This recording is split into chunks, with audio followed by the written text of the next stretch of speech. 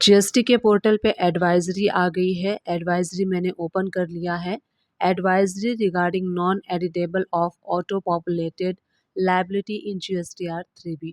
तो अब यहाँ पे जो ऑटो पॉपुलेटेड लायबिलिटी आपकी आती थी जीएसटीआर 3B में, अब उसको आप एडिट नहीं कर सकते हैं। GST portal provides a pre-filled GSTR 3B where the tax liability gets auto-populated based on the outward supply declared in GSTR 1, GSTR 1A IFF. As of now, taxpayers can edit such auto-populated value in Form GSTR 3B itself. तो GSTR 3B जो auto populated होती उसको आप amend कर सकते थे खुद से। सेकेंड पैरा में मेंशन है कि with introduction of form GSTR 1A taxpayer now has a facility to amend their incorrectly declare outward supply in GSTR 1 IFF through GSTR 1, allowing them an opportunity to correct their liability before filing the GSTR 3B in the same return period. तो यहाँ पे same return period में आपको GSTR 1A option मिलता है, जहाँ पे कि आप अगर आपने अपनी रिटर्न फाइल की है GSTR 1 और कोई अमेंडमेंट करनी है, कोई चेंजेस करनी है, तो GSTR 1A आपको फैसिलिटी दी गई है जीएसटी के पोर्टल पे, जहाँ पे जाके आप अमेंडमेंट कर सकते हैं सेम रिटर्न पीरियड के लिए। तो यहाँ पे गवर्नमेंट ये कह रही है कि जब आप आपका जो GSTR 3B है वो ऑटो पॉपुलेटेड होता है बेस्ड ऑन GSTR 1, जो कि आप GSTR 1 के बाद अगर कोई मिस्टेक हो जाती है, कोई इनकरेक्ट डेटा है, तो आप उसको करेक्ट कर सकते हैं।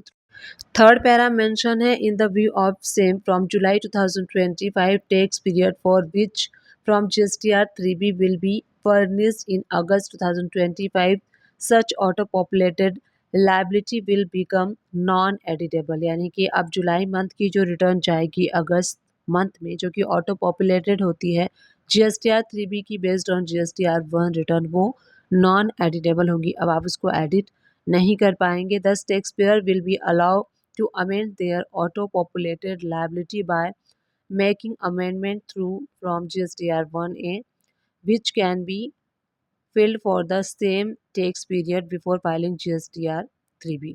तो GST पोर्टल यानी कि गवर्नमेंट ये कह रहा है कि हम जब आप अपना रिटर्न फाइल करते हैं GSTR 1, तो आपके पास ऑलरेडी एक ऑप्शन होता है GSTR 1A, जिसके थ्रू अगर कोई आपसे मिस्टेक हुई है, कोई अमेंडमेंट करना है, कोई चेंजेस करना है, तो आप कर सकते हैं बिफोर फाइलिंग GSTR 3B।